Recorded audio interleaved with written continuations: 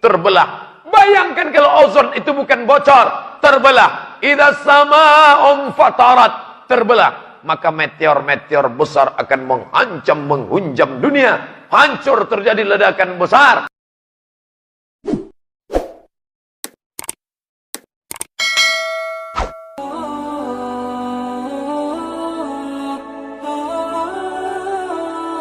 Kenapa lapisan ozon itu ada dibuat Allah? Wa banaina fawqakum sab'an shidada. Kami bangun di atas kamu sab'an, 7 lapis shidada, bangunan yang kokoh. Makanya andai jatuh batu meteor sebesar bola kasti sampai ke bumi, itu pasti akan menjadi danau yang sangat besar. Tapi tidak ada meteor yang jatuh. Seperti es batu yang dimasukkan ke kuali panas, mencair itu meteor, tak sampai ke permukaan bumi. Berapa panjang lapisan ozon dibangun Allah untuk menjaga kita? 600 km. 600 km lapisan ozon. Sekarang kita mengalami apa yang disebut dengan global warming. Warm, panas, global, pemanasan global. Itulah kenapa banyak kita lihat orang-orang tidak pakai jilbab, tidak pakai baju, karena sudah mengalami pemanasan global. Luar biasa. Baju-baju yang belum selesai di tukang jahit langsung dipakai saja. Saking panasnya. Dulu orang malu pakai baju nampak ketiak, sekarang saking panasnya. Karena sudah global warming. Itu baru bocor. Bocor. Belum lagi terbelah. Bayangkan kalau ozon itu bukan bocor, terbelah. Idza sama'un fatarat, terbelah. Maka meteor-meteor besar akan mengancam, menghunjam dunia. Hancur, terjadi ledakan besar. Sekarang kerak bumi tak bergeser, tak bergerak. Kenapa kerak bumi ini tak bergerak? Padahal dia seperti kain yang menutupi meja. Alas meja akan bergerak, liar, ditarik anak-anak. Akan tumpah apa yang ada di atasnya. Mangkok-mangkok, gulai-gulai, minuman akan tumpah. Tapi kenapa tak tumpah? Karena di atas meja makan ada paku payung yang memaku kain sehingga tidak bergerak. Apa paku bumi ini? Wal jibala autada. Jibal, bukit-bukit, autada, menjadi pasak-pasaknya. Ternyata ketika kita melihat bukit, itu yang nampak di atas muka bumi sepertiga. Sepertiga di atas, 2/3 menghunjam ke dalam. Itulah mengapa kerak bumi tidak bergeser. Dulu ada satu profesor doktor dari ITB, Institut Teknologi Bandung, presentasi di kantor Majelis Ulama Indonesia Jakarta, ingin menyatakan bahwa setelah tsunami, ini kerak bumi kata dia bergeser. Karena tsunami, kerak bumi bergeser, maka akibat efek dari pergeseran kerak bumi itu, banyaklah kiblat-kiblat masjid yang belok ke kiri dan belok ke kanan. Begitu selesai dia presentasi, muncullah heboh. Ternyata memang betul. Banyaklah masjid-masjid di Indonesia yang mulai diukur ulang, belok ke kiri, belok ke kanan. Itulah yang terjadi di beberapa masjid. Lalu kemudian tak lama sesudah itu, datang profesor doktor juga dari ITB juga yang mengatakan, munculkan teori bahwa kerak bumi tidak bergeser. Jadi ternyata antara profesor doktor kerak bumi pun ikhtilaf juga. Jadi jangan katakan ikhtilaf itu antara Hanafi dengan Maliki, antara Syafi'i dengan Hambali, bukan. Antara profesor kerak bumi pun ikhtilaf. Yang satu mengatakan bergerak, yang satu mengatakan tidak bergerak. Mana pendapat yang kuat di antara ini? Pendapat yang kuat mengatakan tidak bergerak. Lalu kenapa ada masjid yang miring? Memang dari awal salah ukur. Kalau memang ukurannya betul dan tepat, walaupun di pusat terjadinya tsunami, buktinya tidak bergerak. Mana dia? Masjid Baitur Rahman tidak bergerak. Tepat ukurannya. Maka oleh sebab itu hikmah di balik ini, bahwa umat Islam kembali mengukur kiblatnya. Terserah pendapat yang mengatakan mesti tepat betul, ataukah pendapat Al-Mukarram Profesor Dr. Almarhum Ali Mustafa Yaakob yang mengatakan tak perlu tepat betul, asalkan sudah menghadap. Sudah, serahkan pada Allah Subhanahu wa taala. Yang jelas kerak bumi tidak bergerak karena ada paku-pakunya. Tapi nanti paku itu akan cabut. Tanggal bagaimana bisa tercabut? 2/3 yang ada dalam tanah naik ke atas. Itulah mana ayat wa takunul jibal kal ihnil manfush. Gunung Bromo, Gunung Kidul, Gunung Merapi, Gunung Kelut, Gunung Sibaya, semua gunung, bukit-bukit kal jibal wa takunul jibal, bukit-bukit kal ihnil manfush, seperti bulu kambing yang diletakkan di atas tapak tangan.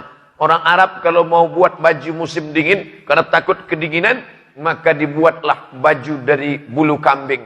Bulu kambing dicukur, setelah itu dipintal menjadi benang. Ketika bulu kambing sudah dicukur, diletakkan di atas tikar, lalu datang angin bertiup. Begitulah manusia tak ada harganya. Kalau Gunung Bromo, Gunung Kidul, Gunung Sibaya, Gunung Merapi seperti bulu kambing dihembus angin, lalu Abdul Somad seperti apa waktu itu? Kalau ada kawan kita, tetangga kita, pejabat kita, ulama kita, ustadz kita yang sombong, yang angkuh, pulang dari sini, ambil pisau cukur, cukurlah bulu kambing. Letakkan ke tapak tangan, hembuskan ke mukanya. Wa takunul jibalu kal ihnil manfush. Kau seperti bulu kambing yang ditiup angin kalau kau besar seperti bukit.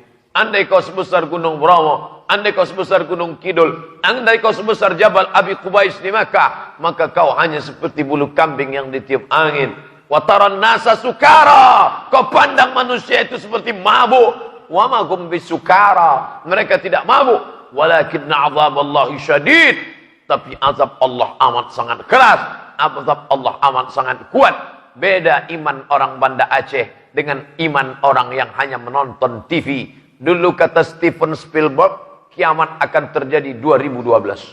Sudah 2017 tak jadi-jadi. Datang sahabat bertanya, "Ya Rasulullah, ya, mata sa'ah, kapan hari kiamat?"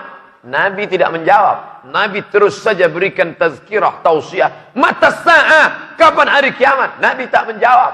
Setelah selesai baru Nabi tanya, "Ma'adat talaha?" Apa yang sudah kau siapkan untuk hari kiamat? Kau tak perlu cari kapan tanggal hari kiamat. Yang perlu kau siapkan adalah apa amal yang akan kau bawa menghadap Allah. Alhamdulillah, masyarakat Banda Aceh bil khusus, Provinsi Nangro Aceh Darussalam bil umum, masyarakat Indonesia dan dunia secara umum, semuanya mempersiapkan. Tapi bangga menjadi orang Aceh. Apa yang siap dia menghadap Allah? Masjid yang penuh, dinding-dinding yang kokoh, tiang-tiang, macam-macam teori berkeluaran ketika Masjid Baitur Rahman tidak roboh, digoncang gempa sekian skala Richter, dengan angin kencang, dengan air ombak, pohon kelapa tumbang, tower-tower tiang hancur. Mengapa Masjid Baitur Rahman tidak hancur? Teori pertama mengatakan karena dijaga Allah Subhanahu wa taala. Habis, putus cerita. Allahu Akbar. Tapi ada pula teori mengatakan, kenapa tidak? Karena kalau tiang roboh, karena tiang menghadang air. Sedangkan ini tidak, karena air masuk dari celah-celah, pintunya banyak. Masuk air, masuk air, masuk air. Maka air tidak dihadang, maka tiang tidak tumbang. Tapi ada pula berkata, karena tiang-tiang masjid, semennya utuh karena tidak dikorupsi. Sedangkan semen-semen yang lain mestinya 2+3, 1 sama 1,5. Itu makanya tumbang. Terserahlah, wallahu a'lam bishawab. Yang jelas, siapa dulu yang berwakaf tanah Masjid Baitur Rahman? Siapa dulu yang berwakaf semennya? Siapa dulu yang mewakafkan lampunya? Maka andai nanti hari kiamat, apa kata Allah Ta'ala? Seluruh yang berwakaf, yang mendirikan, yang berkuasa di Masjid Baitur Rahman. Siapa yang berwakaf? Aku masuk. Siapa yang dulu berjuang untuk Masjid Baitur Rahman? Masuk. Siapa dulu yang rajin sholat berjamaah Masjid Baitur Rahman? Masuk. Tiba-tiba semua sudah masuk. Pas antrian terakhir ada Abdul Somad. Kau dulu ada berwakaf? Tidak. Ada dulu sholat berjamaah di sana? Tidak. Ada dulu kau punya kuasa untuk menyumbang sana? Tidak. Lalu kenapa ikut ini? Aku pernah ceramah sekali. Masuk. Itulah perlunya kita menggabungkan diri bersama orang-orang soleh. Bukan orang-orang somat. Maka kalau sudah bersama, itu kenapa selesai kita berwudu, apa kita? Allahumma ja'alni minat tawabin, wa ja'alni minal mutatahhirin, wa ja'alni min ibadika salihin. Makanya ketika anak dalam kandungan, apa kata si ibu, apa kata si ayah? Rabbi habli minas salihin. Saking inginnya anak itu soleh, datang kepada tengku-tengku, datang kepada ulama-ulama, Tuan Guru tolong doakan anak saya supaya menjadi anak yang soleh. Sampai-sampai dikasih nama anak itu. Siapa nama anaknya? Muhammad Saleh. Kenapa kau pakai Muhammad? Karena ingin dapat syafaat Nabi Muhammad sallallahu alaihi wasallam. Kenapa dia kasih nama aja ujungnya Saleh? Supaya dia soleh, maka dikasih nama Muhammad Saleh. Tapi setelah besar dipanggil, siapa dia? Mak Saleh. Bapak Ibu yang dimuliakan Allah Subhanahu wa taala. Oleh sebab itu maka kita jaga kesolehan. Tapi orang yang soleh sendirian, seandainya Nabi Muhammad sallallahu alaihi wasallam soleh sendirian, tidak minum khamar, tidak pakai narkoba, tidak melakukan zina, tidak mencuri, tidak merampok, kira-kira Abu Jahal, Abu Lahab marah atau tak marah? Tidak marah. Kita tidak ganggu orang. Kapan orang baru marah? Ketika periuk belanganya kita ganggu. Seandainya ada ustadz ngajak jamaah, lalu kemudian salawat, Astaghfirullah Rabbal Baraya, Astaghfirullah minal khataya. Tidak ada orang yang marah. Pak, itu Ustadz Somad banyak ngajak orang istighfar. Biar aja. Kenapa orang marah? Ketika kita berkata, jangan pilih pemimpin yang tak peduli kepada Islam. Allahu Akbar. Ketika saudara mengambil paku, lalu menusuk kertas, saat itu saudara sedang bersaksi di hadapan Allah. Aku bersaksi di hadapan Allah, orang ini layak aku pilih menjadi pemimpinku di masa depan. Maka itu adalah persaksian. Ingat, dosa terbesar di antara yang besar adalah persaksian palsu. Maka jangan bersaksi palsu. Disitulah baru orang marah. Ini orang harus dihabisi. Maka kalau ada orang mengatakan, kalian ramai-ramai di tanah lapang, biarkan aja. Maka jangan cukup sekedar ramai di masjid, tapi harus ada gerakan. Gerakan apa? Gerakan ekonomi umat. Ustadz Somad, tolong ini sorbannya dipakai, nanti kita mau foto. Untuk apa? Ini sekaligus iklan. Pakailah sorban, akan Anda. Tolong pecinya dipakai Pak Ustadz. Untuk apa? Ini sekaligus iklan. Tolong cincinnya dipakai Pak Ustadz. Ini sekaligus iklan. Bagus. Ekonomi umat akan bangkit.